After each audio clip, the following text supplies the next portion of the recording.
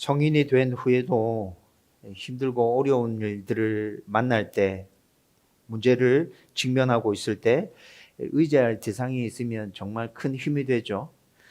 그래서 우리는 주로 대부분 부모님을 그렇게 의지하고, 또 친구를 의지할 때도 있고, 선배나 또 멘토를 의지하기도 합니다.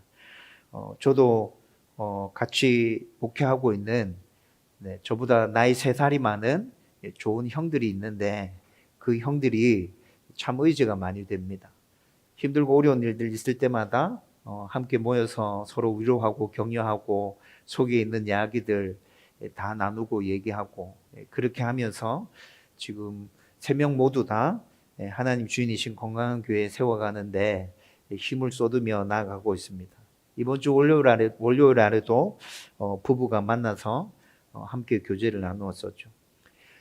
여러분들도 힘들고 어려운 일들 만나면 기대고 의지하고 싶은 대상들이 있죠. 네. 어른들도 이런데 아이들은 더 말할 필요도 없고, 성인이 될 때까지 그 누구보다도 부모가 아이들이 의지할 수 있는 대상이 되어 주어야 합니다. 대학을 졸업할 때까지, 대학을 졸업하고 난 이후에도 부모에게 여력이 된다면, 부모가 여력이 된다면 아이들에게 의지할 대상으로 든든하게 버티고 서 있으면 아이들은 이 세상을 살아가는데 굉장히 큰 힘이 될 거예요.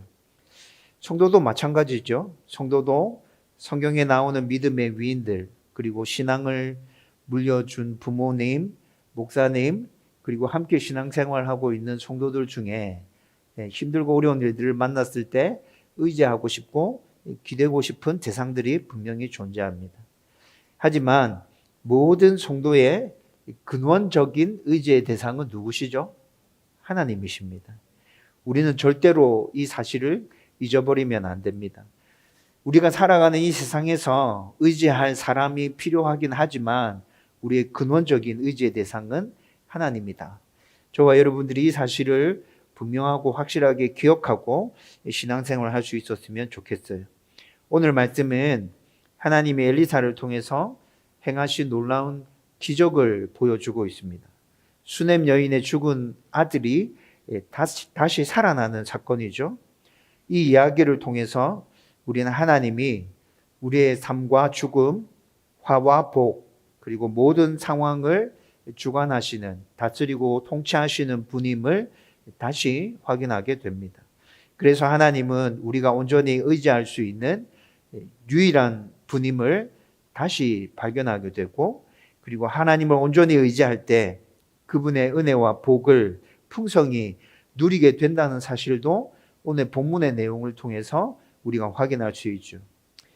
여러분, 이 말씀을 함께 나누면서 하나님이 진짜 여전히 이 세상 만물을 다스리고 통치하고 계시고, 그 하나님 나의 좋으신 아버지고 내가 의지할 대상이라는 그 사실을 오늘 이 말씀에서 다시 한번 확인하고 굳게 붙들 수 있기를 주님의 이름으로 축원드립니다. 여러분, 오늘 먼저 본문을 보면 하나님은 우리 삶을 주관하시는 왕이라는 사실을 보여주고 있습니다. 18절에서 21절 말씀이 도드라지게 그 모습을 보여주고 있는데, 하나님이 당신의 종에게 충성했던, 그리고 당신의 종을 잘 섬겼던 수넴 여인에게 아들을 허락해 주시죠. 그리고 아들을 허락해 주셨는데 또 그 생명을 거두어 가시기도 하십니다. 여러분, 우리가 오늘 읽지는 않았지만 오늘 읽었던 본문 앞에 16절 말씀을 읽어보면 수넴 여인은 아이를 가지는 것을 포기하고 있구나라는 느낌을 받게 됩니다. 여러분, 엘리사가 16절 말씀에 보면 엘리사가 수넴 여인에게 너가 아이를 가지게 될 거야, 내년 이맘때쯤 아들을 얻게 될 거야 라고 얘기하는데 자기를 속이지 말라 얘기하죠. 하나님의 종인 당신이 나한테 그런 거짓말 하면 됩니까?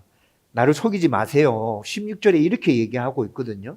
여러분, 이 16절의 뉘앙스를 잘 살펴보면 수넴 여인은 지금 아기 갖는 것을 포기한 상태구나 라는 것을 알 수 있습니다. 그런데 이렇게 포기하고 있었는데 분명히 그녀에게 하나님의 은혜가 임해서 실제로 아들을 얻게 되었다는 것이죠. 그런데 그렇게 하나님의 은혜로 얻은 이 아들이 또 어느 날 갑자기 하나님께서 그 아이의 생명을 취해 가시는 상황도 또 오늘 본문 사건에서 일어나고 있습니다. 여러분, 여기서 우리는 우리의 인생을 주관하시는 분이, 인간의 생사화 복을 주관하시는 분이 하나님이시라는 사실을 다시 분명하게 우리의 생각 속에, 우리의 마음에 깊이 각인시켜야 합니다. 여러분, 욥기 1장 21절 말씀에 보면 욥이 한순간에 가지고 있던 모든 재산들과 자기의 10자녀들을 다 잃죠. 그리고 난 다음에 21절에 뭐라고 고백합니까? 주신 자도 하나님이시요, 가져가신 자도 하나님이시다. 여러분, 욥이 이렇게 고백하잖아요. 욥만 이렇게 고백하나요? 성경에서 나오는 모든 믿음의 위인들은 다 하나님의 다스림과 통치하심을 온전히 인정하고 있습니다. 그런 믿음을 보이는 자들이 결국에는 믿음의 위인으로 남아서 저와 여러분들에게 지금까지 소개되어지면서 그 믿음을 본받으라고 하나님은 계속 우리에게 촉구하고 있지 않습니까? 저와 여러분도 이 세상을 살아가다 보면 원치 않는 힘들고 어려운 일들 닥칠 때 정말 많죠. 그런데 여러분, 그 모든 일들이 하나님의 섭리 가운데 있다, 하나님이 여전히 다스리고 통치하고 있다, 모든 일들 하나님 손안에 있다 라는 것을 분명히 믿고 그 믿음 하에 하나님을 의지하여 나아가야 한다는 것입니다. 여러분, 물론 우리는 욕심과 교만으로 인해서, 우리 욕심과 우리의 교만으로 인해서 어려움들을 우리 스스로 발생시킬 때가 정말 많습니다.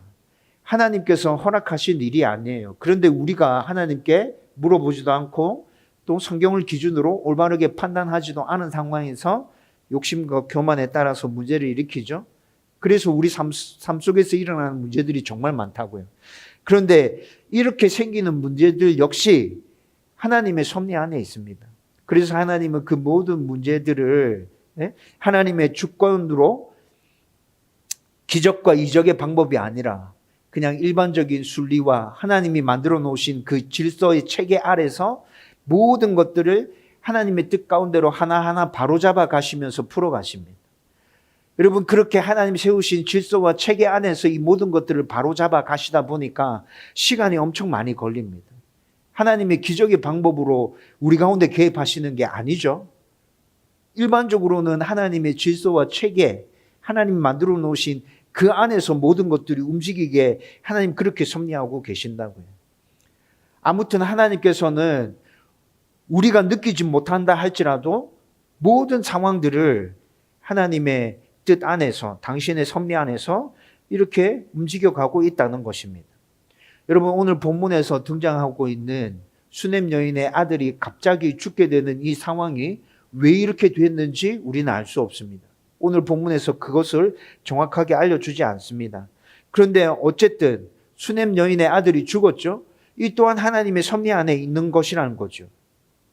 그리고 이렇게 아들이 죽었을 때 27절과 28절 모습에 보면, 28절을 보면 수넴 여인도 굉장히 절망하고 당황스러워했던 것이 나타납니다.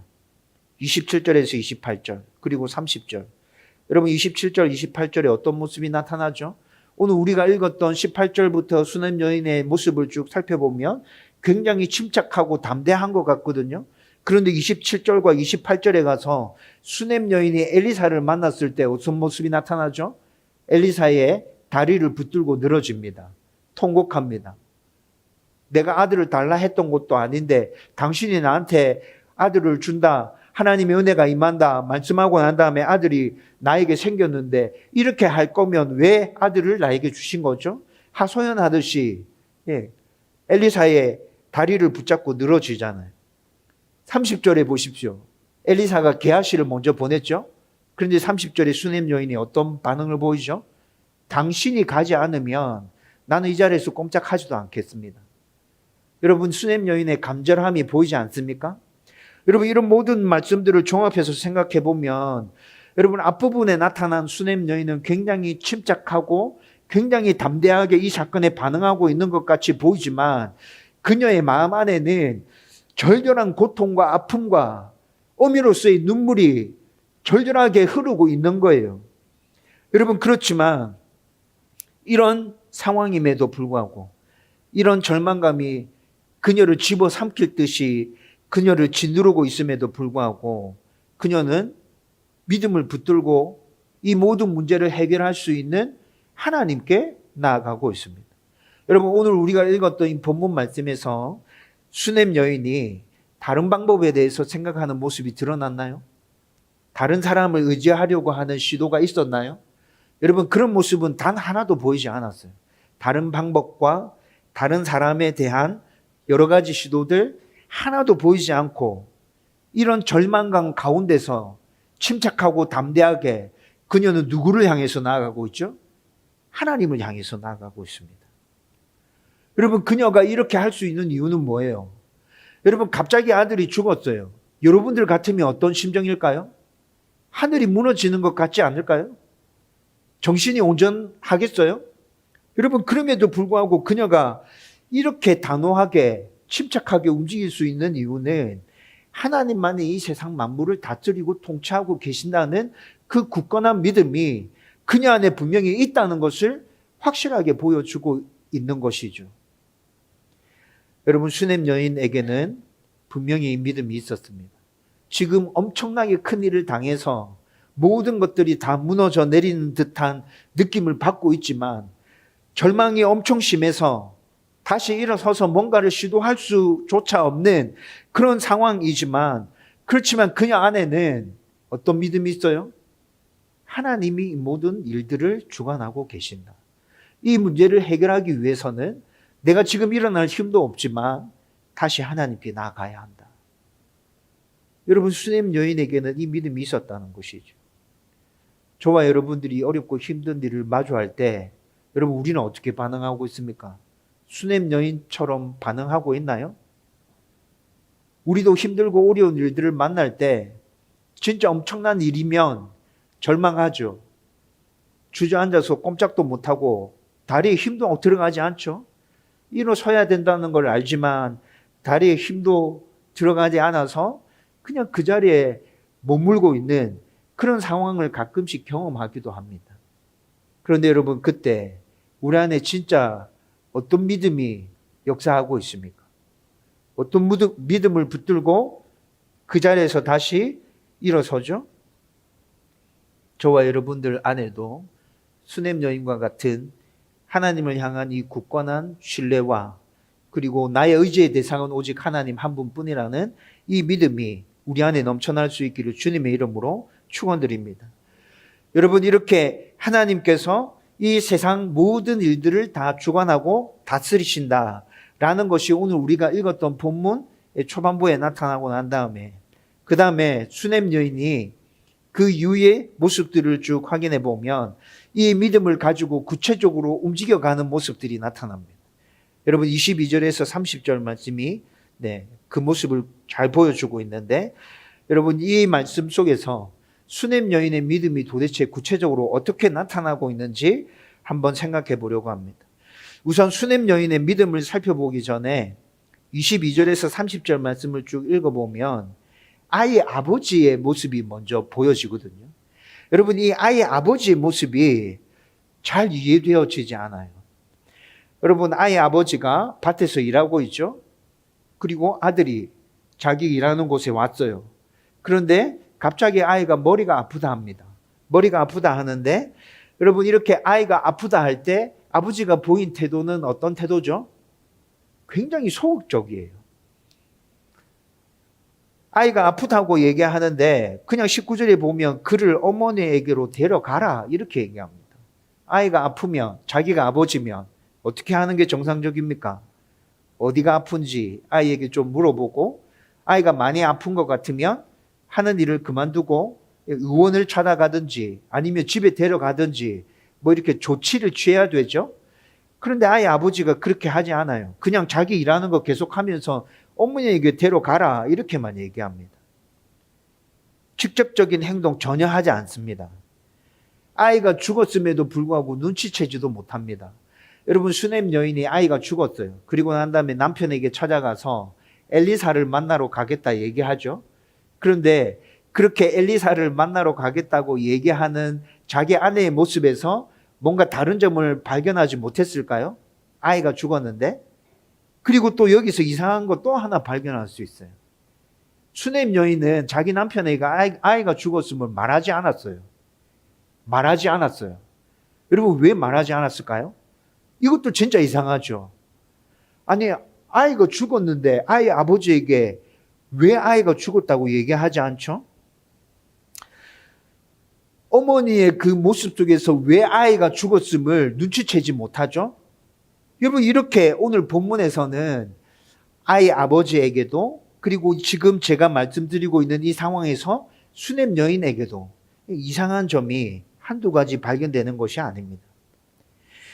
여러분, 일단 수넴 여인이 왜 남편에게 아이가 죽었음을 말하지 않았냐면, 여러분, 본문에서 아이 아버지에 대해서 나타나는 모습들을 전체적으로 정리해 보면 아이 아버지는 굉장히 현실적인 사람이고 눈앞에 펼쳐져 있는 상황에만 집중하는 사람인 게 나타나요. 여러분, 밭에서 일할 때 아이가 아프다 했는데 누구에게 데려가라 그래요? 어머니에게 데려가라. 여러분, 아이 아버지에게 지금 중요한 일은 어떤 일이죠? 밭에서 일하고 있는 거. 자기가 하고 있는 일이 그게 중요해요.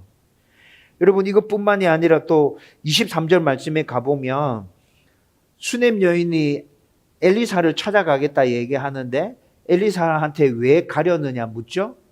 네, 왜 가려 하느냐 이렇게 물어요. 그런데 수넴 여인의 상황, 모습, 표정, 태도 이런 것들을 쭉 살펴보면 뭔가 큰일이 있어서 엘리사를 찾아가려고 하는구나 라는 걸 금방 발견할 수 있었을 거예요. 그런데 이 남편은 그런 모습들이 전혀 보이지 않고 그냥 아내가 지금 엘리사를 찾아가겠다라고 말하는 그 현실적인 상황만 지금 눈에 들어오고 있다는 것이죠. 뭔가 거기에서 뭔가 이상한 게 느껴졌다면, 이상한 게 보였다면 그 다음 질문이 나가야겠죠? 그 다음 질문이 뭐라 나가요? 왜 엘리사를 찾아가려고 하지? 지금 뭐 문제 있었어? 지금 아이가 아파서 집에 보냈는데 아이에게 어떤 일이 일어났어? 여러분, 이렇게 물어야지 정상적인 대화가 진행되는 거잖아요. 근데 지금 남편은 그렇지 않아요. 자기 현실적인 상황만 계속해서 바라보고 있어요. 이런 남편에게 수넴 여인이 만약 아들이 죽었음을 알렸으면 이 남편은 어떻게 했을까요? 여러분들이 한번 추측해 보십시오. 수넴 여인의 남편, 아이가 죽었어요. 엄마가 그렇게 알렸으면 이 남편은 아마 당장 장례 절차를 알아보기 시작했을 거예요. 슬픔에 겨워서 눈물 흘리고 마음 아파했겠죠. 그렇죠? 그리고 난 다음에 그 다음에 보였던 모습은 장례 절차를 진행해 가는 모습이 이 아빠에게서 나타났을 것이라. 여러분, 수넴 여인은 자기 남편이 이렇게 할 사람이라는 걸 너무 잘 알고 있는 것이죠. 그래서 아이가 죽었음을 말하지 않습니다. 그리고 엘리사를 그냥 찾아가야겠다고만 말합니다. 여러분, 수넴 여인의 남편은 신앙적으로 굉장히 감각이 무뎌요. 영적인 부분에 있어서는 관심이 별로 없어요. 현실적인 부분에만 굉장히 관심을 가지고 있는 상황이에요. 그래서 수넴 여인은 이 문제를 남편에게 맡기는 것이 아니라 누구에게 맡겨요? 하나님께 맡기는 것이라고. 여러분, 실제적으로 우리 상황 가운데서 이런 일이 일어났을 때 수넴 여인처럼 판단하고 행동하는 게 쉬운 일인 것 같아요? 이거 굉장히 어렵죠. 남편에게까지 말하지 않고 온전히 하나님 말을 의지해서 그 문제를 해결하기 위해서 나서는 그 여인. 여러분, 일반 사람들이 보기에는 이 여인의 이 모습은 정상적인 모습처럼 보이지 않아요. 그렇죠? 그런데 여러분, 믿음의 눈을 들고 이 여인의 행동을 한번 바라보십시오. 이 수넴 여인 가운데는 하나님을 향한 굳건한 신뢰와 믿음이 있어요. 그래서 자기 남편에게 얘기하면 당장 장례 절차를 진행시킬 테지만 이 문제는 그렇게 해결해야 될 문제가 아니라 하나님께 들고 가서 하나님께로부터 해결받아야 될 문제야. 이 여인 안에 이 믿음이 있기 때문에 자기 남편에게 말하지 않는 것이죠. 여러분, 이것뿐만이 아니라 23절에 남편이 물었죠. 남편이 물었는데 그녀가 답하는 모습을 보면 그녀 안에 실질적으로 하나님을 의지하는 굳건한 믿음이 있었음을 또 분명하게 보여주고 있습니다. 엘리사에게 지금 왜 가려 합니까? 이렇게 물었을 때 23절에 수넴 여인이 뭐라 답합니까? 평안을 비나이다. 이렇게 답하죠. 여러분 뭔가 생뚱맞은 대답인 것 같아요. 엘리사에게 왜 가려 합니까? 이렇게 말하면 어떤 문제가 있어서 이 문제를 해결하기 위해서 엘리사 찾아가려고 하는 겁니다. 우리가 생각하는 대답은 이렇게 나와야 정상적인 것 같은데 수넴 여인의 답은 당신의 평안을 빕니다. 이겁니다. 이게 무슨 의미인 거죠? 여러분 여기서 말하는 이 평안은 히브리어로 샬롬이죠. 샬롬은 어떤 의미인지 여러분들도 여러 번 들어서 잘 알고 계실 거예요. 하나님의 평안이 당신에게 임하기를 바랍니다. 이거 이스라엘 사람들의 인사죠. 샬롬. 하나님의 평안이 당신에게 임했으면 좋겠어요. 여러분 평안을 빕니다. 엘리사에게 왜 찾아가려고 하죠? 당신의 평안을 빕니다. 이게 그러면 어떤 의미예요? 하나님의 평안이 당신에게 임했으면 좋겠어요. 이렇게 대답하는 거죠. 이 진짜 생뚱맞은 대답이지 않습니까? 이 생뚱맞거든요. 이 뭔가 이 대화가 자연스럽게 흘러가는 느낌이 아니거든요. 그런데 평안을 비나이다. 이 말 안에 여인의 믿음이 담겨져 있습니다. 분명히 어떤 문제가 생겼다는 것을 전제로 해서 지금 이 얘기를 하고 있어요. 어떤 일이 생겼는데 모든 일들이 잘 될 거예요. 걱정하지 않아도 돼요. 당신에게 평안을 있기를 바래요.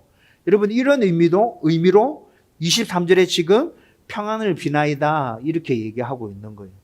여러분 종합해 보면 지금 여인의 이 대답 안에는 분명히 어떤 일이 생겼다는 전제를 깔고 어떤 일이 생겼지만 당신에게 평안이 있었으면 좋겠어요. 걱정하지 않아도 돼요. 문제가 해결되고 있는 중에 있어요. 여러분 이런 의미로 지금 이렇게 대답하고 있다는 것이죠. 겉으로 보기에는 굉장히 절망적인 상황이에요. 그녀도 절망하고 있어요. 그럼에도 불구하고 그녀는 하나님을 신뢰하는 그 믿음을 바탕으로 해서 남편에게 이렇게 당신에게 평안이 임했으면 좋겠어요. 이런 대답을 하고 있다는 것이죠. 여러분 엘리사를 만났을 때 나타나는 반응을 보면 여인이 평안을 비나이다라고 대답하는 이 모습과 엘리사를 만났을 때 나타나는 그녀의 모습은 너무나도 차이가 나는 것 같아요. 그렇죠? 그럼에도 불구하고 이 여인 안에는 남편에게 평안을 비나이다라고 얘기하는 그 말 안에는 분명한 하나님에 대한 신뢰가 있었기 때문에 그렇게 얘기할 수 있었고 또 엘리사에게 가서 절망적인 모습을 나타내 보이는 것도 하나님에 대한 신뢰가 있었기 때문에 내가 하나님을 붙들지 않고는 이 문제를 절대 해결할 수 없어 라는 그 믿음이 있었기 때문에 그 믿음 하에서 이런 대답도 또 절망적인 표현도 동시에 같이 나타난다. 이렇게 보면 이해하기가 쉬울 것입니다. 여러분 아무튼 여인에게서는 이런 믿음의 모습이 분명히 나타났어요. 자기 아들이 죽었던 이 긴박한 상황 가운데서도 이런 믿음이 분명하게 나타나고 있다는 것이죠. 여러분 하박국 2장 4절에 뭐라 얘기하죠? 하박국 선지자가 오직 의인은 믿음으로 말미암아 살리라. 오직 의인은 믿음으로 말미암아 산답니다. 여러분 그리고 믿음으로 말미암아 살아가는 그 의인들은 결국 하나님의 은혜와 역사들을 풍성히 누리고 경험하게 되죠. 여러분 오늘 우리가 읽었던 말씀 가운데서도 이렇게 믿음으로 반응한 수넴 여인은 뒷부분에 가서 아이가 다시 살아나는 하나님의 은혜를 풍성히 경험하게 됩니다. 여러분 31절에서 37절 말씀 보면 이 모습이 나타나고 있는데 여인을 만났어요. 엘리사가 이제 여인을 만났어요. 그리고 여인의 사정을 알게 되었어요. 여인의 사정을 알게 된 엘리사가 즉시로 보였던 반응은 뭡니까? 자기의 종 게하시를 종에게 죽은 아들이 있는 곳에 먼저 보내거든요. 31절 말씀에 보면 자기 종 게하시를 먼저 보내요. 그런데 게하시가 갔는데 실패하게 됩니다. 아이를 살리는 일에 실패하게 돼요. 29절 말씀에 보면 엘리사가 아이를 살리기 위해서 자기 지팡이를 주어서 게하시를 먼저 보냈는데, 여러분 이것은 빠른 조치를 취하기 위해서 엘리사가 이렇게 한 거예요. 여러분 여인이 왔어요. 여인의 사정을 들었어요. 그러면 이제 엘리사가 가야죠. 가야 되는데 여인과 함께 또 채비를 좀 꾸려서 이렇게 가려고 하면 분명히 시간이 조금 더 지체되고 시간이 걸렸을 거예요. 그런데 여인의 이야기를 들었을 때 이건 더 이상 지체하면 안 되겠구나. 빨리 조치를 취해야겠다는 생각을 가지고 자기의 지팡이를 주어서, 지팡이는 능력의 상징이죠. 그래서 자기 지팡이를 주어서 먼저 죽은 아이가 있는 곳으로 보냈습니다. 여러분 그런데 게하시가 가서 그 지팡이로 아이를 살려내려고 했는데 아이가 살아나지 않았다는 것이죠. 여러분 여기서 알 수 있는 것은 하나님의 능력은 단순한 방법이나 도구로 나타나는 것이 아닙니다. 하나님의 능력은 단순한 방법이나 도구로 나타나는 게 아니에요. 하나님의 능력은 하나님의 사람을 통해서 직접 나타내실 때가 대부분입니다. 하나님이 사람을 통하지 않고 당신이 직접 개입하셔서 기적과 이적을 일으키실 때도 있습니다. 그런데 대부분의 일들은 당신의 사람을 통해서 역사하신다는 것이죠. 여러분 이것도 우리가 꼭 기억해야 될 사실입니다. 여러분 우리 가운데 하나님의 역사가 일어날 때 하나님의 사람을 통해서 일어나요. 우리의 믿음을 통해서 일어난다고요. 하나님이 직접적으로 개입하시지 않아요. 대부분의 일들은 그래요. 여러분 이를 잘 기억하고 있는 성도라면 단순한 종교적인 행위나 형식보다는 1대1의 하나님과의 관계에 좀 더 많은 에너지를 쏟게 될 겁니다. 물론 형식이 중요하지 않다는 얘기가 아닙니다. 우리가 함께 모여 드리는 예배가 중요하지 않다는 얘기가 아닙니다. 그것도 중요합니다.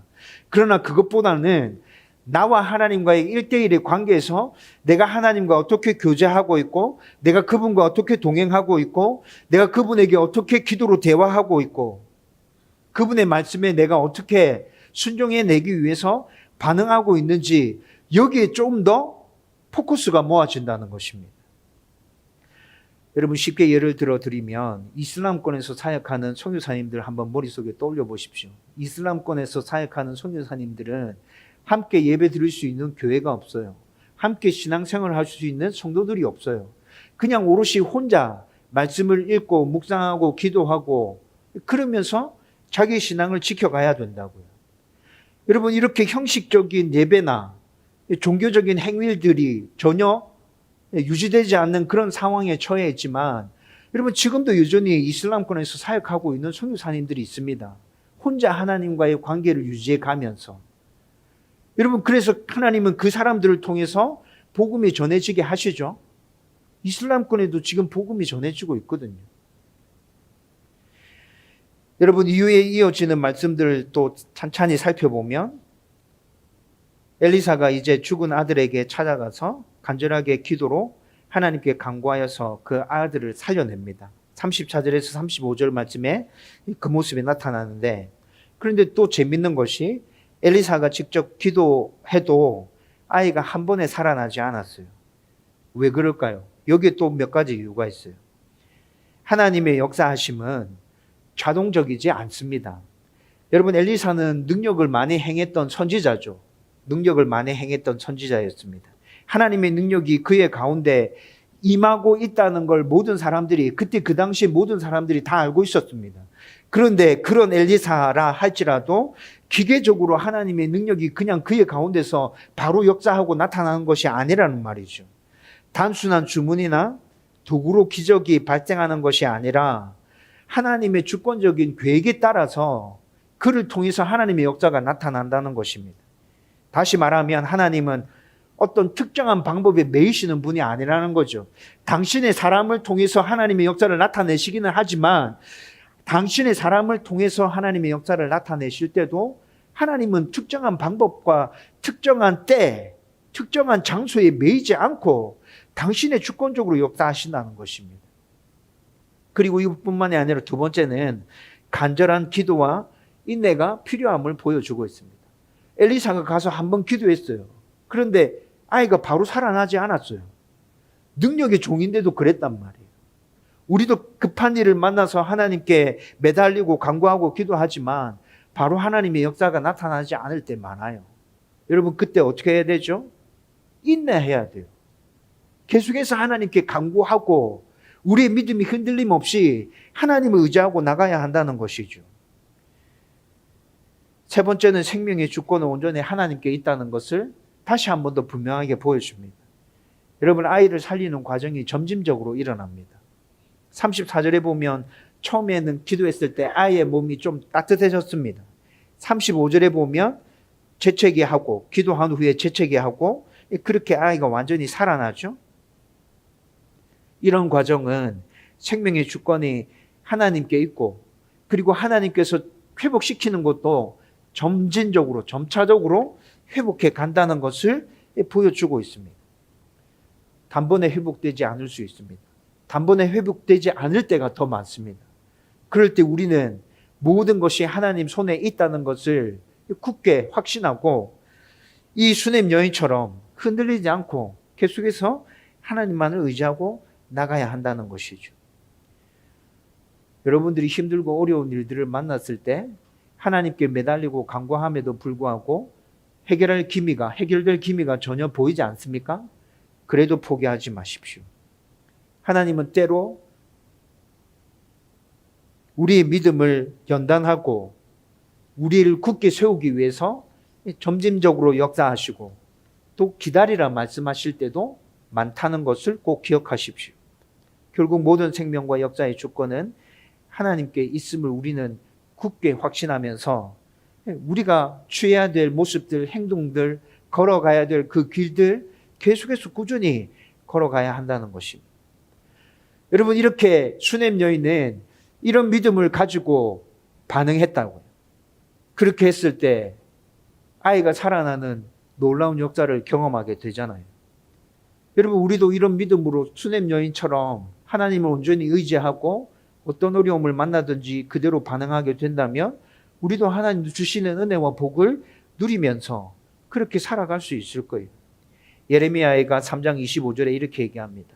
여호와께서 자기에게 구하는 자에게 복을 주시며 자기에게 소망을 두는 자에게 은혜를 베푸시느니라.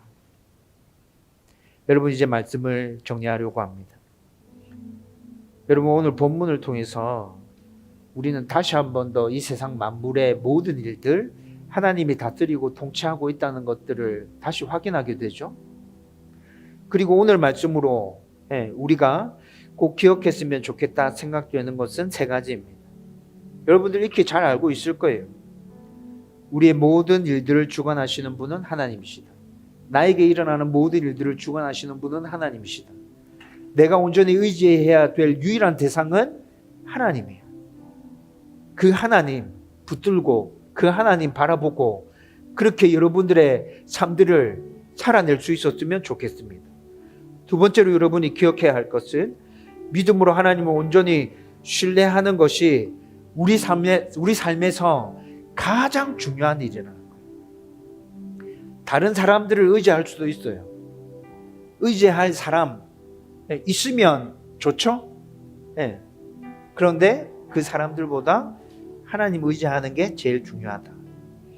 그리고 세 번째 여러분들이 기억했으면 좋겠는 것은 하나님께 나아갈 때 하나님의 은혜와 복이 나의 가운데도 나에게도 풍성히 임하게 될 거다. 수넴 여인과 같은 흔들리지 않는 믿음을 가지고 하나님께 나아간다면 하나님께서 분명히 나에게도 동일한 은혜를 허락해 주실 거다. 여러분들이 이런 믿음을 가지고 흔들림 없이 하나님만이 나의 왕이십니다. 하나님이 다스리고 통치하십니다. 라는 믿음의 고백을 가지고 그렇게 날마다 하나님께 나아갈 수 있었으면 좋겠습니다.